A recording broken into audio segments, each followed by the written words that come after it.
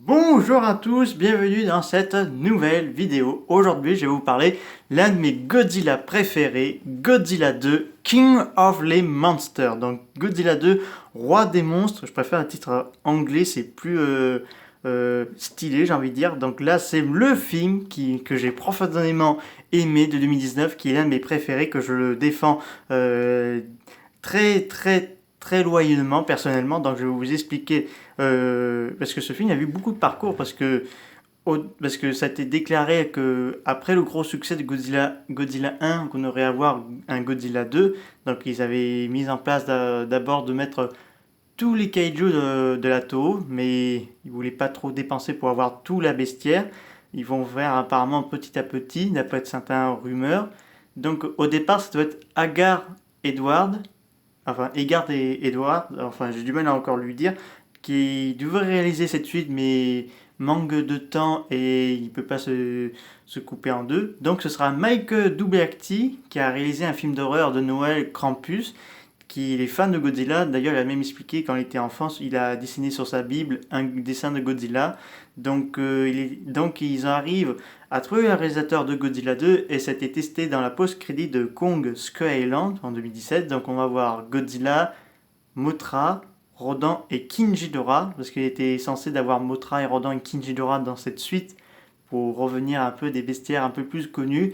Et donc on va faire petite synopsis de l'histoire. Donc ça se passe, donc là on va suivre une famille qui ont survécu aux événements de Godzilla 1. Donc je tiens à préciser ceux qui n'ont pas vu Godzilla 2, cette famille c'est pas celui qu'on a vu dans Godzilla 1, mais c'est une autre famille qui travaille pour Monarch. Donc voilà, ils ont perdu un enfant et ils élèvent leur fille. Bon, les parents sont divorcés, mais les suites de leurs aventures, ils vont se retrouver ensemble. Donc là, on a Enma avec sa fille Madison qui voit Mothra éclore pour les contrôler grâce à l'Orca qui permet à contrôler les attaques, éviter les attaques et les garder sur leur emprise jusqu'à les terroristes écologiques, donc Alan Jonah. Donc pour ceux qui sont intéressés par ce personnage, je vais vous le dire là tout de suite parce qu'il faut savoir que Alan Jonah travaillait bien pour l'armée.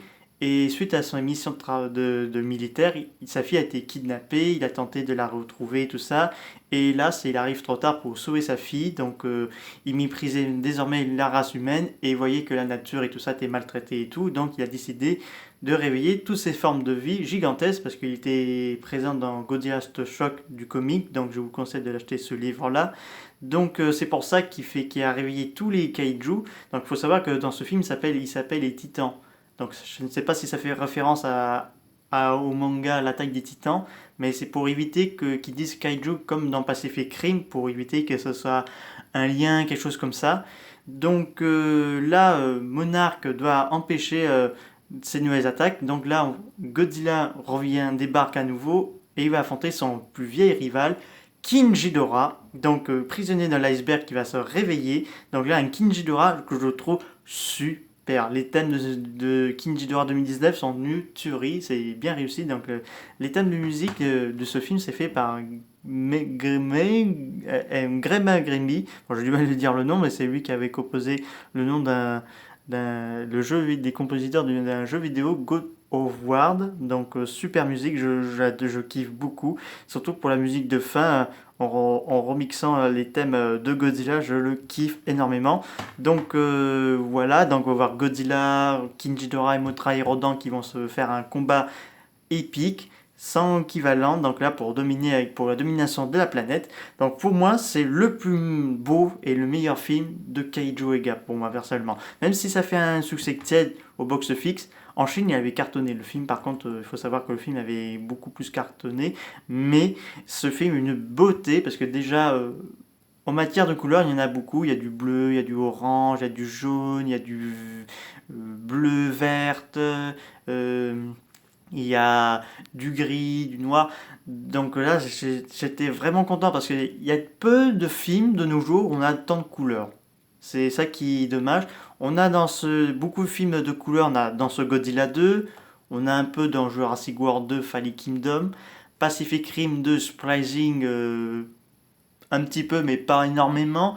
Donc là, Godzilla 2, ça m'a beaucoup régalé parce que en termes d'action, parce qu'au niveau des combats des kaiju, c'est un truc de dingue. Surtout l'attaque en Antarctique entre Godzilla et King Ghidorah, la bataille finale à Boston. Donc c'était vraiment une tuerie. Bon, là, ils ont fait un effort, la Warner Bros. Et Legendary, c'est que les combats, bon, certains combats sont de nuit, mais à différence de Godzilla 1, on voyait bien les combats de nuit. Parce que là, il y avait une lumière, c'était beaucoup plus clair. Donc personnellement, je les remercie d'avoir fait un maximum pour les combats un peu plus dans le noir, un peu plus clair. Et petite information intéressante, apparemment dans Godzilla vs Kong, on aurait plus des combats de jour que de nuit. Donc ça, c'était une information que j'ai eue il y a quelques jours. Donc donc là, ils ont fait un grand effort. Et bon, peut-être le scénario, pour certains, c'est un peu tiré par les cheveux, mais personnellement, j'ai bien aimé le scénario, l'histoire d'une personne qui reconnaisse que ces créatures-là ne sont pas une menace, sont là pour renaître, faire l'équilibre de la planète, pour ralentir la fonte des glaciers, éviter de faire disparaître des espèces animales, végétaux, des déserts qui deviennent des champs de forêt, de marais, des prairies. Ça, c'est vraiment génial, j'ai envie de dire. Donc on voit pas ça dans des films de cinéma tous les jours. Donc là en plus on a trois grands retours de la bestiale Godzilla, notamment King Ghidorah qu'on avait pu revu dans Godzilla vs Mothra et King Ghidorah Giant Monster Howler Attack en 2001. Petit info, il faut savoir que 2004, dans Godzilla Final War, c'est pas King Ghidorah, c'est Kaiser Ghidorah, c'est la transformation de Monster X. Donc il n'y a pas de lien entre King Ghidorah et Kaiser Ghidorah, c'est juste des cousins. Et tandis que Mothra et Rodan, on n'a plus revu depuis Godzilla Final Wars en 2004. Donc ça, c'était cool de voir des designs magnifiques. Je les trouve super.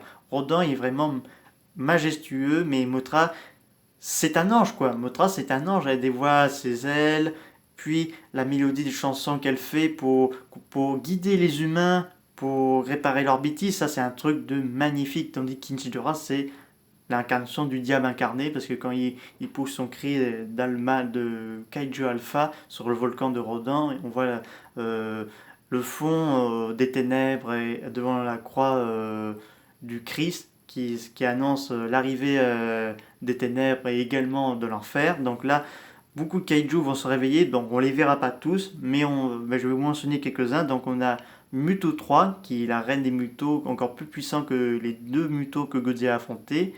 Titan Behemoth, qui est l'un des préférés de beaucoup de fans, y compris le réalisateur de Godzilla 2, parce qu'il y a très peu de kaiju mammifères.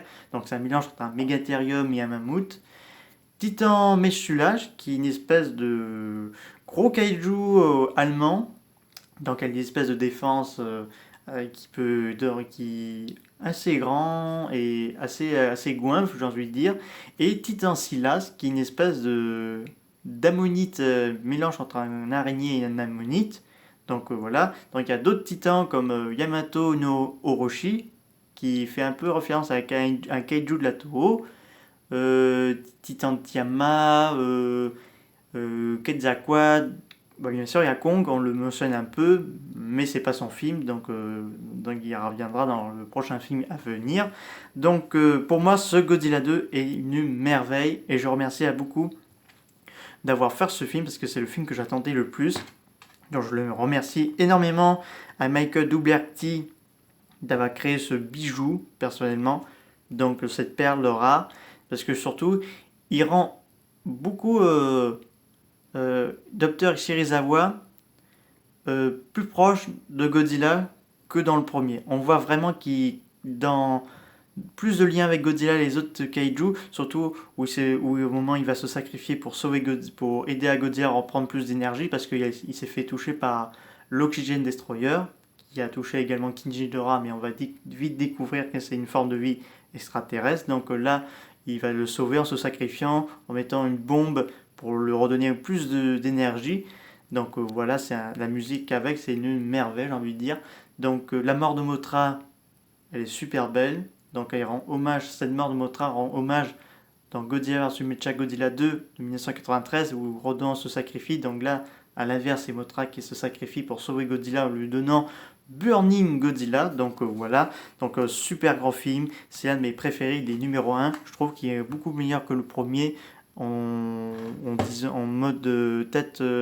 On voyait en plus les kaiju. Dans le premier, on voyait pas assez Godzilla, on voyait plus les mutos, l'armée. Là, c'est vraiment un film apocalyptique. Donc là, l'humanité n'a aucune chance face à des créatures gigantesques. C'est pas en lançant des bombes ou autre chose pour les arrêter. Donc là, ce film est plus simplement génial. Donc de toute façon, j'ai une hâte de voir Godzilla vs Kong si ça permet de continuer un peu cet univers, parce que personnellement ce serait dommage de ne pas exploiter cet bel univers. Donc voilà. Et donc parce qu'il faut savoir qu'il y a une post-crédit, que personnellement ça n'annoncera pas Godzilla vs Kong, mais personnellement pour un Godzilla 3. Parce que le réalisateur de Godzilla 2 lui-même voudrait faire un Godzilla 3 et un Godzilla BC, donc un film Godzilla sans humain pour raconter les origines de Godzilla, de Kong. Parce qu'il y a Anguirus, il y a le squelette d'Anguirus, parce qu'au départ il devait y avoir Anguirus dans le film et ça n'a pas pu se faire. J'espère que dans Godzilla vs Kong il se fera une apparition ou quelque chose comme ça. Parce qu'il faut savoir que dans son Godzilla 3, il voudrait avoir Biollante et Gigan, ce serait intéressant. Et il voudrait faire un film de War Gargantulas de la Toho. Et donc voilà, donc il est vraiment fan de Kaiju. Il attend seulement si Warner Bros. Et Legendary peut lui faire à nouveau confiance. Mais au niveau des effets spéciaux, c'est une merveille. C'est vraiment une tuerie. Voyez-le, parce que personnellement, c'est l'un de mes préférés. Il est beaucoup mieux que le précédent. Donc voilà, j'espère que dans leur War of Godzilla, la Toho va faire un film un peu de ce style-là, parce que ce film rend hommage au Godzilla de la Toho, que ce soit Ghidorah, Dream Monster, GMK, ou même la trilogie de Kaneko sur Gamera. Donc voilà. Donc je vais m'arrêter parce que je pourrais en parler des heures pour ce film, tellement c'est mon préféré. Donc je vous dis à très bientôt. N'hésitez pas à me mettre des commentaires sur Godzilla 2 King Will Monster, longue vie au roi, et espérons que Godzilla vs Kong sera à la hauteur de nos attentes. Je vous dis au revoir.